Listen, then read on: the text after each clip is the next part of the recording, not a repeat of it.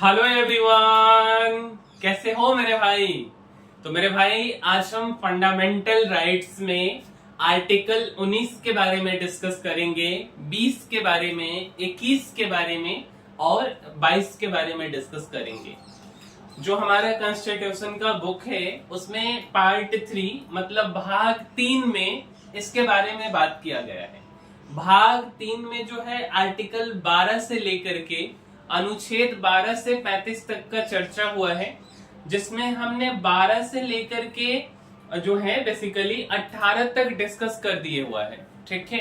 और आज हम करेंगे 19 से लेकर के 22 तक। और इसमें जो है सबसे पहले हमारा आर्टिकल 19 क्या कहता है, जैसे बोला जाता है कि हमारे संविधान का बैकबोन जो है, जैसे इंसान होता है ना, इंसान की जो रीढ़ का हड्डी होते हैं, उसी तरीके से संविधान का, कॉन्स्टिट्यूशन का रीढ़ का हड्डी है आर्टिकल 19, जिसमें हम लोगों को 6 आर्टिकल के बारे में पढ़ना है।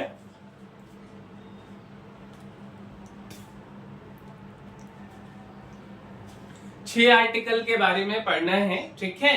और इसके बारे में डिस्कस करेंगे। पहले 7 आर्टिकल हुआ करता था, एक संपत्ति के आर्टिकल को हटा दिया गया है, तो अब 6 हो गया है। तो समझते हैं।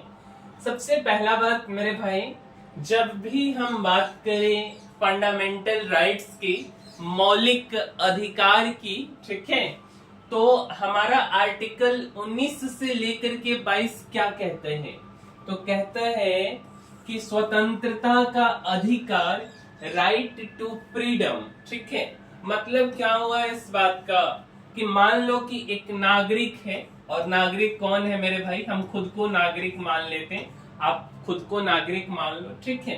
तो एक नागरिक को आजादी भी मिले, क्या मिले, फ्रीडम भी मिले, और साथ साथ सुरक्षा भी मिले, ठीक है। मतलब कि जो हमारा फंडामेंटल राइट्स है, जिसमें हम स्वतंत्रता के अधिकार के बारे में बात कर रहे हैं, ठीक है, तो वहां पे आपको फ्रीडम भी मिलना चाहिए, और साथ साथ में आपको क्या मिलना चाहिए, तो आपको सुरक्षा भी मिलना चाहिए, सिक्योरिटी भी मिलना चाहिए। अच्छा, अब आर्टिकल 19 के बारे में बोला गया कि भाई तो बैकबोन है हमारे संविधान का। अगर कोई भी नागरिक है, क्या चाहता है नागरिक, गुलामी करना नहीं मेरे भाई। हर एक नागरिक चाहता है कि हम आजाद रहें, हम इंडिपेंडेंट रहें, हम फ्रीडमली जिए जो है ना। तो जो भी नागरिक है उसको आजादी चाहिए, क्या चाहिए, आजादी। और इसी नागरिक के आजादी को देखते हुए हमारा संविधान का भाग 3 का अनुच्छेद 19 कहता है कि लो भाई, हमने दिया तेरे को आजादी, और उसमें हमें 6 फंडामेंटल फ्रीडम मिला है, 6 जो है मौलिक आजादी दिया गया है। पहला आजादी क्या है मेरे भाई, तो सबसे पहला है बोलने और अभिव्यक्ति की स्वतंत्रता। सबके बारे में चर्चा करेंगे एक एक करके। अंग्रेजी में इसको क्या कहते हैं, तो कहते हैं freedom of speech and expression. अच्छा, दूसरा क्या कहता है इसमें, दूसरा कहता है कि शांतिपूर्ण सभा करने की स्वतंत्रता, मतलब freedom to assemble peacefully and without arms. हथियार लेकर के, गोली बंदूक लेकर के नहीं आना है, आप सभा कर सकते। तीसरा क्या कहता है, तो तीसरा कहता है कि संघ या संगठन बनाने की स्वतंत्रता, freedom to form associations, unions और कोऑपरेटिव सोसाइटीज। चौथा क्या कहते हैं कि भारत में कहीं भी घूमने की स्वतंत्रता, मतलब freedom to move freely throughout the territory of India. पांचवा क्या कहता है कि भारत में कहीं भी रहने और बसने की स्वतंत्रता, freedom to reside and settle in any part of India. छठा जो है वह संपत्ति के बारे में बताता था कि आप अपने स्वेच्छा से कोई संपत्ति को खरीदते हैं, और अगर मान करके चलिए कि आप नहीं बेचना चाहते हैं तो आप नहीं बेच सकते हैं, आपसे कोई जबरदस्ती नहीं छीन सकता है। तो उसको अब हटा दिया गया है, हम एक एग्जाम्पल के माध्यम से आपको समझाएंगे। सातवां किसी भी पेशे, व्यवसाय या धंधा को करने की स्वतंत्रता, मतलब freedom to practice any profession, trade और बिजनेस। तो आइए एक एक करके हम समझते हैं पहले अनुच्छेद 19 के 6 पार्ट्स को। मेरे भाई, पहला हमने क्या बोला है कि आपको बोलने की और अभिव्यक्ति की स्वतंत्रता। क्या बोला हमने? बोलने और अभिव्यक्ति की स्वतंत्रता, मतलब कि freedom of speech and expression. क्या मतलब हुआ कि आप अपनी बात को रख सकते हैं, आप राय दे सकते हैं। आजकल तो सोशल मीडिया का जमाना है ना? तो आप सोशल मीडिया पर सरकार की नीतियों की आलोचना कर सकते हैं, जो भी नीति आपको सरकार की पसंद नहीं आई है। लेकिन आप नफरत फैलाने वाले या हिंसा भड़काने वाले बयान नहीं दे सकते हैं। ऐसा कोई भी बयान आप नहीं देंगे जिससे हमारे राष्ट्र के, हमारे देश के एकता और अखंडता का जो है, एकता और अखंडता का जो है मतलब कि दिक्कत पैदा कर सके, कि हम लोग जो यूनाइटेड हैं इसमें कोई विघ्न बाधा आ जाए या अखंडता का, तो ये काम आप नहीं करेंगे। जैसे आप समझिए, आपको सरकार बोली, आपकी संविधान बोलती है कि भाई आपको बोलने की आजादी है। तब बोलने की आजादी का क्या मतलब हुआ कि किसी को जाकर के गलिया दीजिएगा? तो ऐसा काम नहीं करना है। आप एक्चुअल में जो बोलना चाहते, अपनी बातों को सही तरीके से रखना चाहते हैं, इसकी आजादी है। अब ऐसा नहीं कि किसी के माँ बहन का गाली आप शुरू कर दें, ये आजादी थोड़े ना देता है हमारा संविधान। अच्छा, अगर आपको कोई बोलने का आजादी देता है, लेट अस सपोज आप किसी बात को बोले, अरे भाई अगर आप बोलिएगा तो दूसरा सुनेगा, और जब दूसरा सुनेगा तो फिर जो है आप, मतलब वो आपसे कुछ पूछेगा ना, कि नहीं पूछेगा? आप जैसे बोल दिए, अब बोलने के साथ साथ आपको पूछने की भी आजादी मिलती है। जैसे मान लीजिए कि किसी के बारे में आपको जानना है, आप क्या करते, कोई ऐसा गवर्नमेंटल फंड है या कोई भी चीज है जो कि क्लोजली गवर्नमेंट उसको आउट नहीं की है, उस केस में आप आरटीआई करते हैं, राइट टू इंफॉर्मेशन करते हैं। डेट मीन्स क्या हुआ, आप पूछ रहे हैं अपनी सरकार से। ऐसे आरटीआई इसके अंदर नहीं आता है, इस आर्टिकल के अंदर, बट कोई भी चीजें अगर हमें बोलने की आजादी देती है तो हमें पूछने की भी आजादी देती है। ठीक है? अच्छा, अब समझिए, मौन सम्मेलन के बारे में आप सुने होंगे। कोई अगर लेट अस सपोज किसी की मृत्यु हो जाती है, तो जब मृत्यु होती है तब आप क्या करते हैं भैया? जाते हैं सुबह सुबह के असेंबली में, सबसे पहले हम सब लोग 2 मिनट का मौन धारण करेंगे अमुक अमुक व्यक्ति के लिए, क्योंकि उनका स्वर्गवास हो गया है या देहांत हो गया है। यह हमारा जो संविधान है, हमारा जो आर्टिकल 19 है, उसका सबसे पहला कि बोलने की और अभिव्यक्ति की आजादी के अंदर यह आता है, ध्यान रखिएगा। तो मौन रखना या मौन रह करके अनशन करना, यह अधिकार हमारा संविधान देता है मेरे भाई। तीसरा, मीडिया की स्वतंत्रता। देखिए, डेमोक्रेसी जो है बेसिकली, इसमें मीडिया जो है ना, वह चौथे स्तंभ के रूप में माना जाता है। बट आज के दिनों में मीडिया का उस तरीके से ये चीजें रहा नहीं। आप हाल ही में देखे हैं कि जो अभी ये हुआ है, घटना हुआ है जम्मू कश्मीर वाला, जिसमें हमारे 40 भाइयों को मार दिया गया है। ठीक है? तो उस केस में क्या हुआ, जो मीडिया है, जब भारत सरकार ऑपरेशन सिंदूर चलाई, तो ऑपरेशन सिंदूर चलाई तो भाई मीडिया का क्या काम होता है? ऑन ग्राउंड लेवल पे जा करके तथ्य को रखना। अब मीडिया वाला जो है यूट्यूब की दुनिया में थंबनेल क्या बना रहा था कि हमारी सेना पहुंची इस्लामाबाद, हमारी सेना पहुंची लाहौर। तो यार मतलब इस तरीके से टीआरपी को बढ़ाने के लिए मीडिया इस तरीके का गैर जिम्मेदाराना हरकत करता है, जिससे हमारे पड़ोसी मुल्क भी जो है फायदा उठाते हैं, मजाक उड़ाते हैं ना। अपने देश के अंदर देखिए, कोई अगर अच्छा सा मुद्दा होगा, कोई बड़ा सा मुद्दा होगा, मीडिया सरकार से सवाल ही नहीं करेगी। मेरे भाई, सरकार किसने बनाया है? हमने, आपने, हर किसी ने मिलकर के बनाया है। और हमारा संविधान यह अधिकार देता है हम सरकार से सवाल पूछें, लेकिन हम अपनी आवाजों को मीडिया के माध्यम से सरकार तक पहुंचाते। बट आजकल मीडिया का क्या है कि आप सरकार से सवाल ही नहीं पूछते। हमारे देश में अनेकों मुद्दाएं हैं, जैसे बड़े से बड़े मुद्दा, छोटे से छोटे मुद्दा। जैसे देखिए, हर चीजों की समाधान सरकार नहीं कर सकती, बट सरकार कोई योजना लेकर के आती है तो सवाल पूछा जाना चाहिए। और आखिर क्यों ना पूछा जाए सरकार से सवाल, है ना। तो मीडिया जो है क्या चीज के बारे में पूछेगी, तो मीडिया पूछेगी इसके बारे में, उसके बारे में, है ना।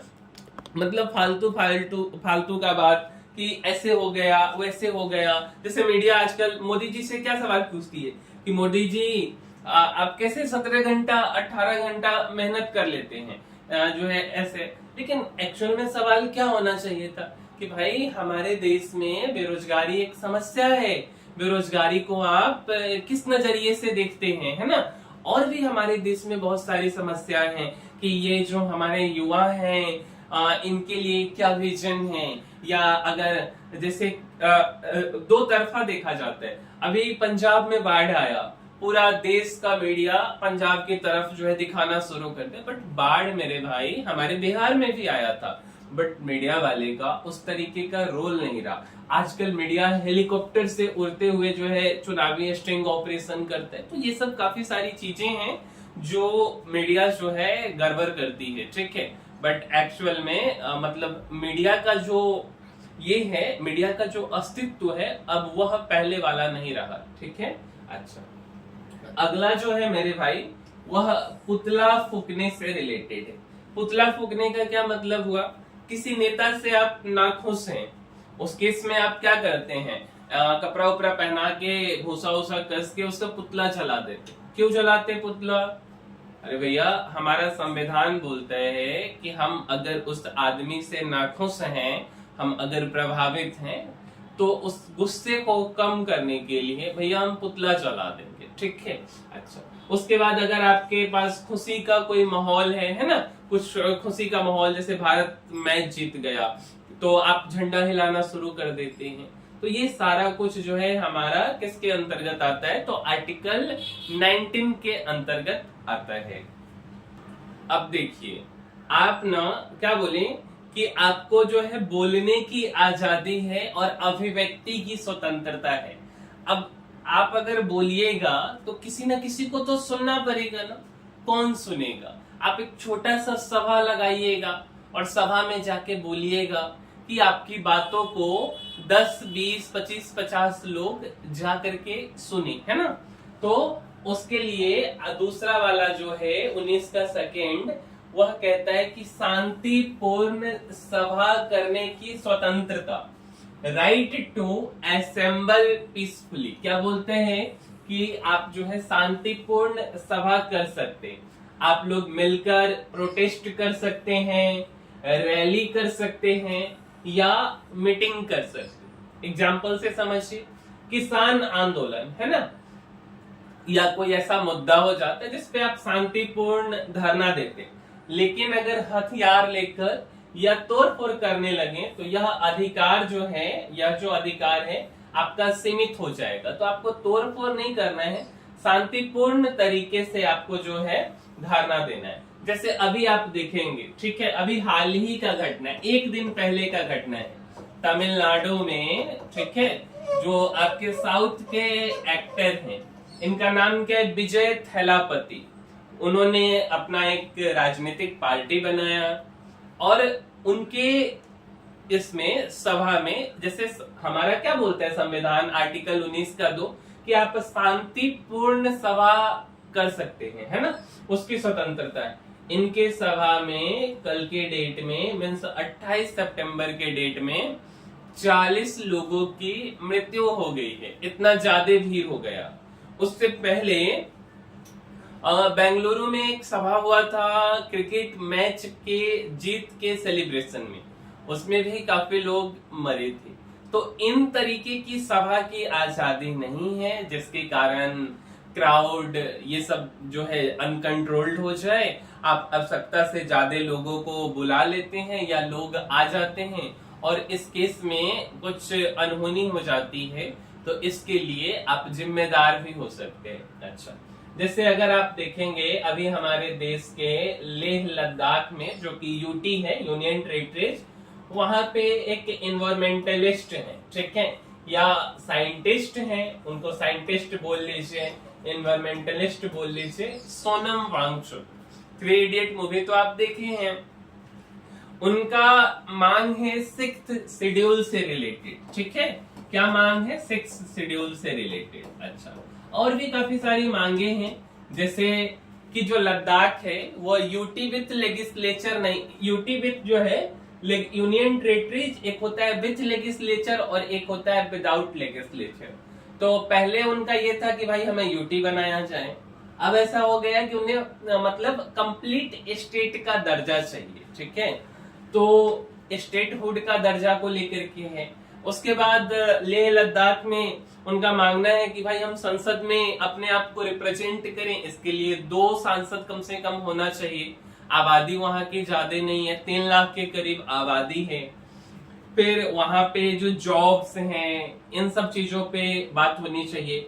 वहां का जो ट्राइबल कम्युनिटीज है, जो पहाड़ी लोग हैं, पहाड़ी जनजातियां हैं, उनको प्रोटेक्ट करने के लिए बेसिकली क्या होता है कि वहां कोई जमीन नहीं खरीद सकता है, वहां पे आप इंडस्ट्री नहीं लगा सकते, इस तरीके की मांग है। अब देखिए, मांग हर किसी का होता है, क्या सही है क्या गलत है हम उस पर नहीं जा रहे। फिलहाल आप ये समझिए कि वे लोग शांतिपूर्ण तरीके से, जैसे खाना नहीं खा करके, केवल नमक पानी पी करके अनशन किए। उसके बाद लेह लद्दाख से दिल्ली लगभग 1000 किलोमीटर पैदल आकर के सरकार को यह मैसेज दिए पिछले 3-4 सालों से। अभी जब उनकी सभा में 3-4 लोगों की हत्या हो गई किसी कारण, बस भीड़ उग्र हो गया प्रदर्शन के कारण, तो इस केस में उन्हें गिरफ्तार किया गया है ना। तो गिरफ्तारी ये सब चीजों पे नहीं जाएंगे, बट जस्ट एन एग्जाम्पल हम आपको बता रहे कि जो शांतिपूर्ण सभा है वो आप आसानी से कर सकते हैं, जिसका हाल का एग्जाम्पल सोनम वांगचुक जी हैं, ठीक है। और भी काफी सारी हो सकती है, बट समझने के लिए हम आपको बता रहे। तीसरा समझिए, तीसरा जो है संघ बनाने की स्वतंत्रता, राइट टू फॉर्म एसोसिएशंस या यूनियंस। अब ध्यान दीजिए, देखिए, संघ बनाने की स्वतंत्रता हमने बोला। अब मान के चलिए कि भीड़ आ गया, क्राउड आ गया, उस केस में आप क्या करेंगे? तो उस केस में एक सिस्टम होगा ना जो इसे मैनेज करेगा। तो आप एक संघ बनाएंगे ना, आप एक यूनियन बनाएंगे ना, आप एक एसोसिएशन बनाएंगे ना। पूरे भीड़ से सरकार थोड़े ना बात करती है, उसमें से अमुक 4-5 लोगों से बात करती। जैसे आप समझिए, अभी वर्तमान में अगर आप देखेंगे तो एसएससी का प्रोटेस्ट हुआ दिल्ली में। वैसे सच पूछिए हमसे तो एसएससी का ये प्रोटेस्ट केवल नाम का हुआ है। 2-4 शिक्षक हैं, वे लोग अपना चेहरा चमकाने के लिए समय समय पर जो है प्रोटेस्ट करते रहते हैं अपने चेहरों के लिए। अब नाम में नहीं जाना चाहिए किसका क्या मतलब है, लेकिन सच बताएं तो मुद्दा विद्यार्थियों से हट करके आपस में ही गाली गलौज करना ये लोग शुरू कर देते हैं। तो इस तरीके का प्रोटेस्ट नहीं होना चाहिए। लेकिन जब सरकार उन्हें बुलाए, जिसको लेकर के मामला में गड़बड़ी आ गया 3-4 लोगों को, तो सरकार ये कभी नहीं बोली कि भाई जितने भी एसएससी वाले लोग हो प्रोटेस्ट करे और सबके सब आ जाओ। नहीं, 3-4 लोग जिनको जानती थी, जिनके बारे में सरकार जानती थी या सरकार तक वह अपना मैसेज पहुंच पाए, उनको बुला लिया गया। डेट मीन्स क्या हुआ कि उस प्रोटेस्ट के, उस यूनियन के एक तरह से नेतृत्व, लीडर जो है वहां सरकार के पास पहुंचे और अपनी बातों को रखे।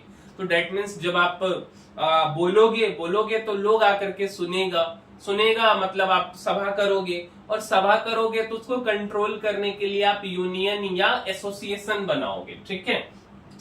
तो टीचर्स यूनियन में आ गया एसएससी, आपका प्रोटेस्ट है ना, और स्टूडेंट यूनियन भी बना, तो ये भी एक तरह से एसएससी प्रोटेस्ट ही है। अब किसी बिजनेस व्यापार को लेकर के ट्रेड यूनियन, जैसे अमेरिका वाले भाई साहब है डोनाल्ड ट्रंप, ठीक है, तो अमेरिका वाले जो भाई साहब है वो भारत के ऊपर 50% का टैरिफ लगा दिए। अगर हम दवा की बात करें 100% का टैरिफ है। अब 50% जो माल हमारा अमेरिका जाता है अलग अलग राज्यों से, जैसे कुछ माल राजस्थान से जाता होगा, कुछ माल झारखंड से जाता होगा, है ना, ऐसे बहुत से राज्य हैं। तो बहुत से राज्य हैं मेरे भाई, तो हर राज्य में एक ट्रेड यूनियन होता है उस क्षेत्र का। वह यूनियन जाके सरकार से बात करती है कि भैया हमें कुछ रिलीफ दीजिए, नहीं तो हमारा उद्योग बंद हो जाएगा। ठीक है, तो ये चीजें हो गई। अगला, लेकिन अगर संगठन देश विरोधी गतिविधियां करने लगे कोई संगठन, तो सरकार उसे रोक सकती है। देखिए, आपके आजादी के लिए हर एक बात कहा गया, देश विरोधी गतिविधि आप नहीं कर सकते और करना भी नहीं चाहिए, क्योंकि हमारा देश, हमारा मिट्टी सबसे ऊपर है। अगला, तो अगला कहा गया कि मान लीजिए कि आप यूनियन भी बना ली और उसी संदर्भ में आप कहीं कहीं घूमने चले गए, तो भारत में आप कहीं भी घूम सकते हैं, कहीं भी घूमने की स्वतंत्रता है। फ्रीडम टू मूव फ्रीली, आसानी से कहीं भी घूमिए, कोई तकलीफ वाली बात नहीं है। आप पूरे भारत में ट्रेवल कर सकते हैं।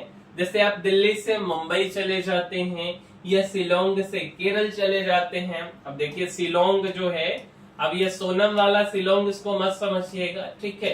वो तो गई तो नया नया ब्याह हुआ था, इंदौर की रहने वाली थी और राजा का हत्या कर करके पहुंच गई जो है, फिर से वापस इंदौर आ गई, अभी जेल में बंद है बेचारी। तो वो वाला शिलोंग आप मत समझ लीजिएगा, है वही शिलोंग, बट कुछ जो है अपराधी तत्वों के लोग होते हैं, वो अलग बात है। अब जैसे कुछ सेंसिटिव एरिया है, मिलिट्री जोन है, वहां पे आप थोड़े ना जा सकते। जैसे आप एग्जांपल से समझिए, हर लोगों को मसूरी जाना है घूमने, है ना। उत्तराखंड अगर आप जाते हैं, यूके जाते हैं उत्तराखंड, तो आपको मसूरी जाने का मन करता है। जब आप मसूरी जाएंगे तो मसूरी से ऊपर जब आगे और थोड़ा सा ऊपर जाएंगे तो एक साइड में आपका भद्राज है, भद्राज टेम्पल है। दूसरे साइड में जब आप जाएंगे तो उस साइड में जो है लेंधौर एक जगह है, ठीक है। कौन सा जगह है? लेंधौर। अब लेंधौर में क्या है? तो बेकरी पॉइंट है, ठीक है। लेंधौर में क्या है? बेकरी पॉइंट है। जैसे देखिए, अगर मान लीजिए ना लेंधौर में बेकरी पॉइंट है, उसी तरीके से अरुणाचल प्रदेश का, हमारे भारत का पूर्वोत्तर का सबसे अंतिम गांव है अरुणाचल प्रदेश स्टेट के अंदर किबिट्ठू, ठीक है। तो वहां भी किबिट्ठू में जो है बेकरी पॉइंट है। उसी तरीके से अगर हम मसूरी जाते तो लेंधौर में बेकरी पॉइंट है, बट जिधर बेकरी पॉइंट है उसी साइड में, वहीं पे उसके अपोजिट साइड में, जिधर से आप कार और पार्किंग करेंगे, वहां पे डीआरडीओ का जो है रिसर्च ऑर्गेनाइजेशन है, जो देश के लिए रिसर्च का काम करती। अब आप कहेंगे कि भैया हम जो है बेकरी पॉइंट बाद में जाएंगे और पहले जो है कि हम डीआरडीओ जाएंगे, अंदर में प्रोटेक्टेड एरिया है, आप नहीं जा सकते हैं, ठीक है। तो ये चीजें हैं, तो कहीं भी घूम सकते हैं बट प्रोटेक्टेड एरियाज में आप नहीं घूम सकते। अगला, भारत में कहीं भी बसने की स्वतंत्रता है, राइट टू रिसाइड एनीवेयर, ठीक है। आप चाहें तो किसी भी राज्य या शहर में परमानेंट रह सकते। जैसे कि मान लीजिए आप बिहार से दिल्ली जाकर रहते हैं, बंगाल से राजस्थान शिफ्ट हो जाते, लेकिन कुछ ट्राइबल एरियाज की बात करें, प्रोटेक्टेड एरियाज की बात करें, जैसे नागालैंड, अरुणाचल के कुछ हिस्सा में, तो इसके लिए आप जो है सरकार से, ठीक है, अनुमति ले सकते हैं। इवन जब आप अरुणाचल में जाएंगे तो वहां एक पास बनता है। जब आप असम से, ठीक है, असम से अरुणाचल में एंटर करेंगे, असम से अरुणाचल में, अरुणाचल प्रदेश में एंटर करेंगे, तो यहाँ पे आपको एक पास लेना होगा, इस लाइन को कुछ बोलते हैं, फिर आप जा सकते हैं। बट वहां जमीन खरीदना है, वहां बसना है, तब जा करके, तो फिर समझ रहे ना आप कि आपको सरकार से जो है ये चीज लेना पड़ेगा, परमिशन लेना पड़ेगा, ठीक है। अच्छा, और एक आप समझिए, अगला जो है ये तो फिफ्थ है, सिक्स के बारे में समझिए, ठीक है। सिक्स के बारे में कि किसी भी पेशे व्यवसाय को करने की स्वतंत्रता, मतलब right to practice any profession या बिजनेस। आप अपने जीविकोपार्जन के लिए कोई भी काम धंधा नौकरी बिजनेस कर सकते हैं, ठीक है।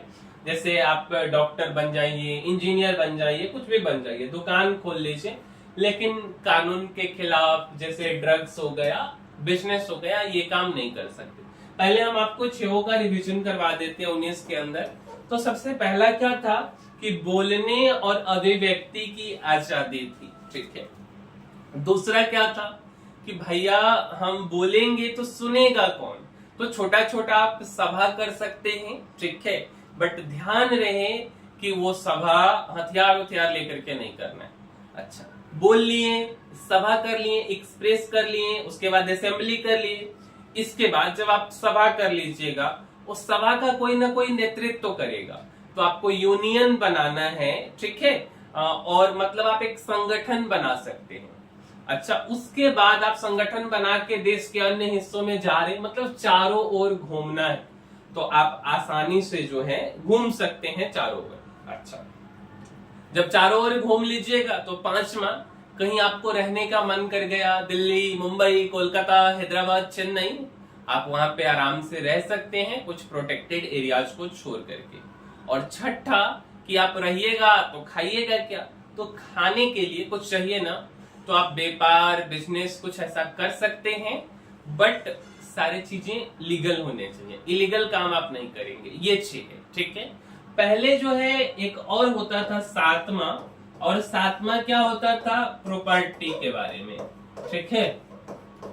प्रॉपर्टी मतलब संपत्ति। अब इसमें क्या था ना कि आप जो है जब अगर प्रॉपर्टी खरीद लें तो सरकार भी चाहेगी ना तो आपकी प्रॉपर्टी को ले नहीं सकती है, ठीक है।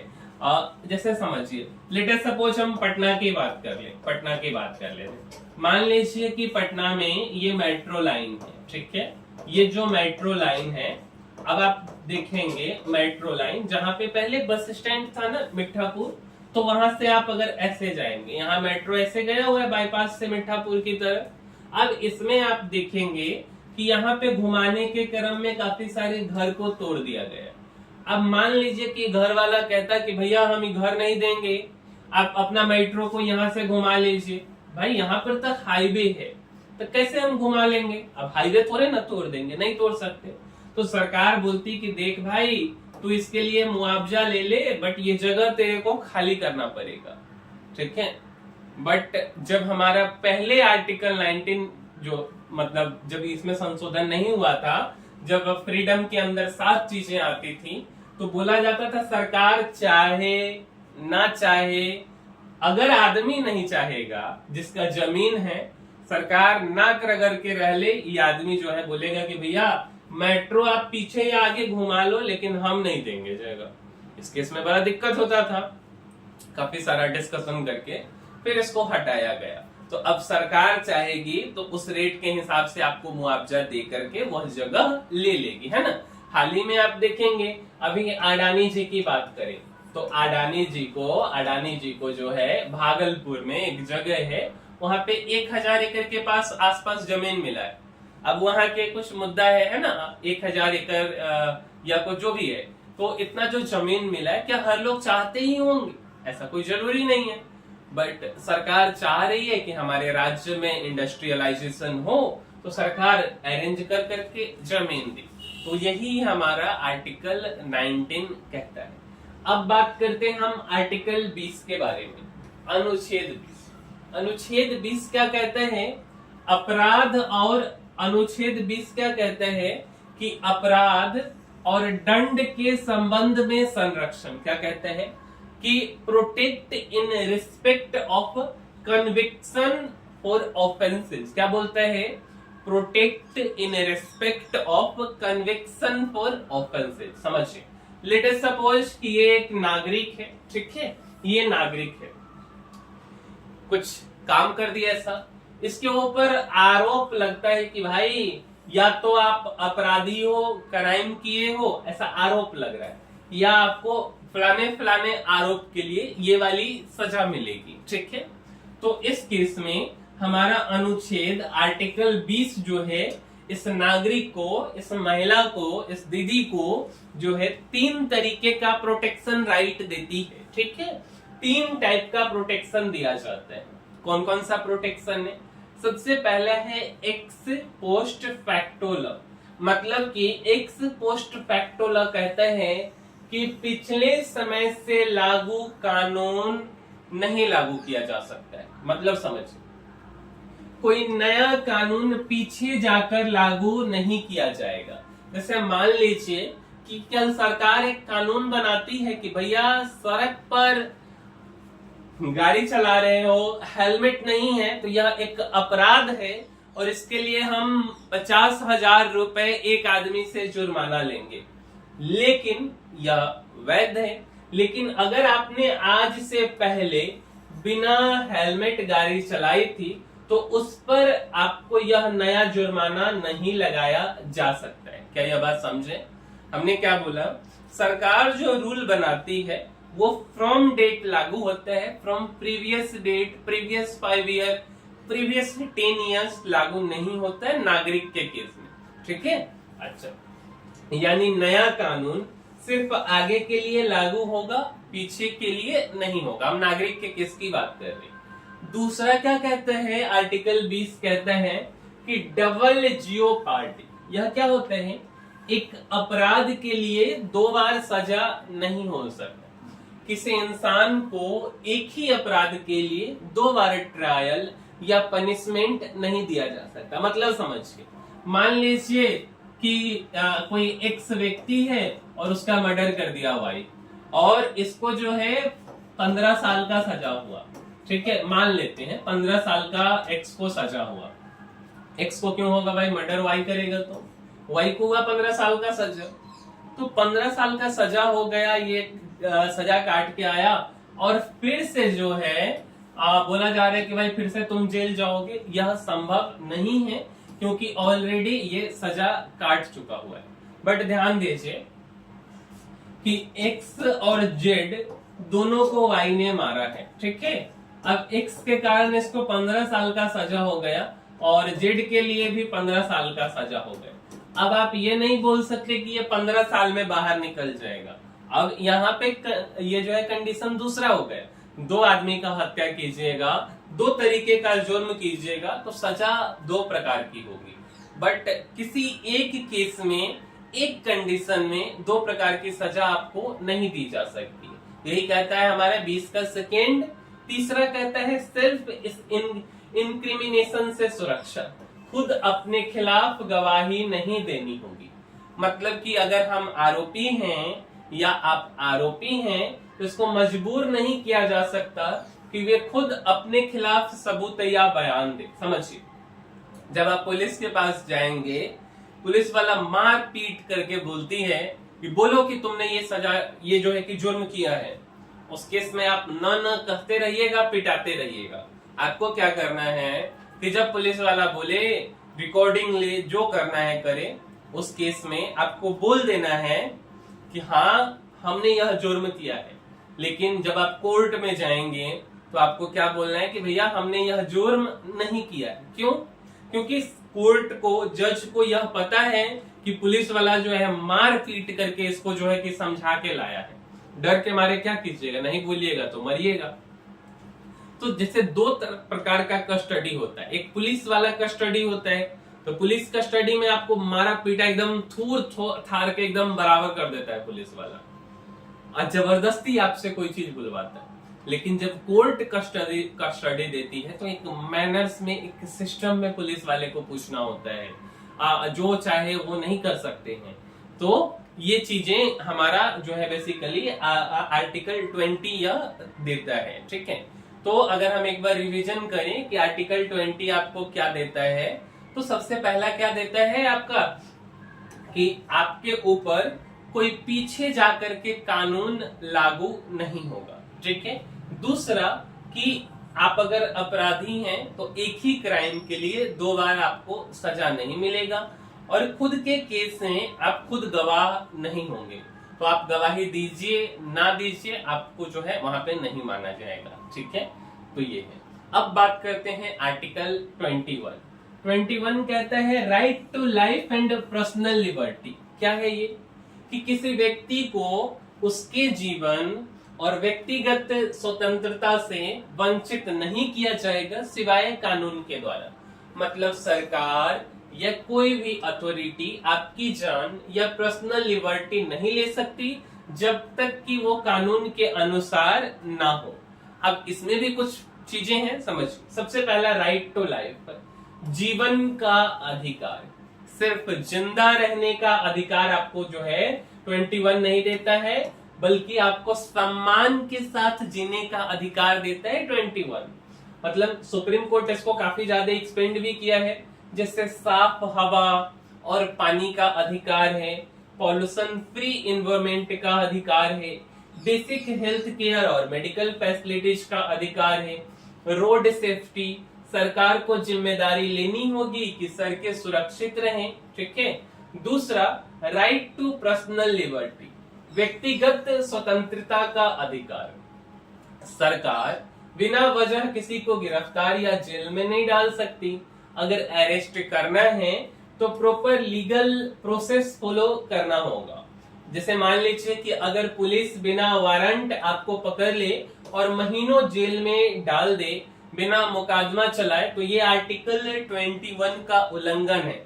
जैसे ही आपको पुलिस पकड़ेगी, जेल लेके जाएगी, उस केस में पुलिस आपको कुछ लीगल राइट्स भी उनको देना पड़ेगा, और यह वह नहीं देते बल्कि हमारा संविधान हमें देता है, जो आर्टिकल 21 के अंदर आता है। अब समझ। तीसरा जुडिशियल इंटरप्रिटेशन, कोर्ट ने इसे और मजबूत बनाया है। सुप्रीम कोर्ट ने कई नए अधिकार आर्टिकल 21 से जोड़े, जैसे कि राइट टू एजुकेशन हो गया, जो कि आर्टिकल 21A में आता है कि क्लास 6 से 14 साल तक आपको शिक्षा का अधिकार मिलेगा। राइट टू प्राइवेसी है, जो कि 2017 में सुप्रीम कोर्ट ने कहा कि प्राइवेसी एक फंडामेंटल राइट है। अब आपका मोबाइल फोन कोई जो है ऐसा नहीं कि अपने मन से चेक कर देगा कि लाओ देखते किससे बतिया रहे हो, है ना।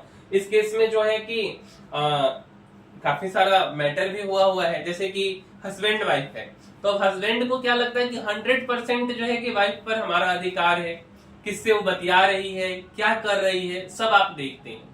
बट अगर वह चाहे अपना मोबाइल फोन आपको नहीं दिखा सकती है, और यह अधिकार उसको हमारा संविधान आर्टिकल 21 देता है, ठीक है।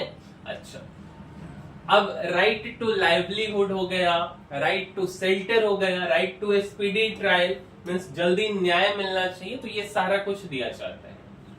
अब बात करते हैं आर्टिकल 22 के बारे में, अरेस्ट एंड डिटेंशन से सुरक्षा। यह आर्टिकल नागरिकों को दो हिस्सों में सुरक्षा देता है। सबसे पहला है क्रिमिनल केसेज में सुरक्षा, जब किसी को अपराध में गिरफ्तार किया जाए, और दूसरा प्रिवेंटिव डिटेंशन, प्रतिरोधात्मक निरोध, यानी भविष्य में अपराध रोकने के लिए हिरासत।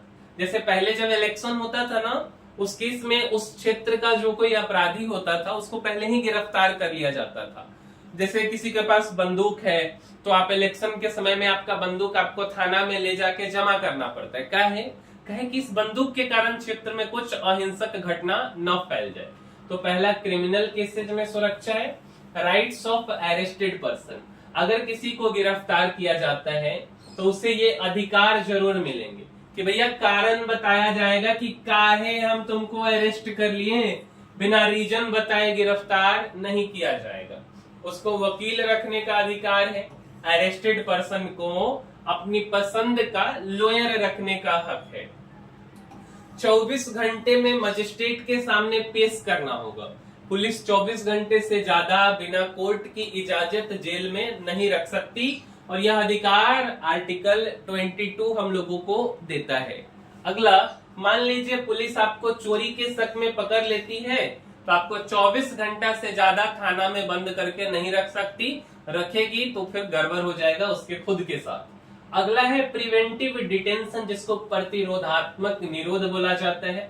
अब यह थोड़ा सा ट्रिकी है, इसमें किसी को भविष्य में अपराध करने से रोकने के लिए पहले से ही कैद किया जा सकता है। ज्यादा से ज्यादा 3 महीना तक आपको जेल में रखा जा सकता है बिना आपके क्राइम के, कि यह आदमी के कारण कुछ अहिंसा फैल सकती है, इसके लिए हमको इसको जेल में रखना पड़ेगा। बिना संसद एडवाइजरी बोर्ड की अनुमति के किसी को 3 महीने से ज्यादा हिरासत में नहीं रखा जा सकता। संसद अगर चाहे तो इसे 1 साल या उससे ज्यादा तक बढ़ा सकती है। कुछ मामले में मान लीजिए सरकार को शक है कि कोई व्यक्ति दंगा करवाने वाला है, तो पुलिस उसे पहले से ही हिरासत में ले सकती है ताकि दंगा न हो जाए। तो आज के वीडियो में हमने आपको 19 के बारे में बताया, 20 के बारे में बताया, 21 के बारे में और 22 के बारे में। अब 19 का भी 6 भाग है, 20 का 3 है, 21 का भी 2-3 बोल सकते हैं और 22 का 2 है। तो उम्मीद करते हैं कि आपको यह सारा समझ आ गया होगा, और अगर आपको हमारी यह बातें समझ आई है, वीडियो अच्छी लगी है, तो इसको लाइक कर दीजिए, साथ साथ शेयर भी कीजिए और चैनल को सब्सक्राइब भी कीजिए। मिलेंगे हम किसी अगले वीडियो में। इस वीडियो में इतना ही, तब तक के लिए धन्यवाद।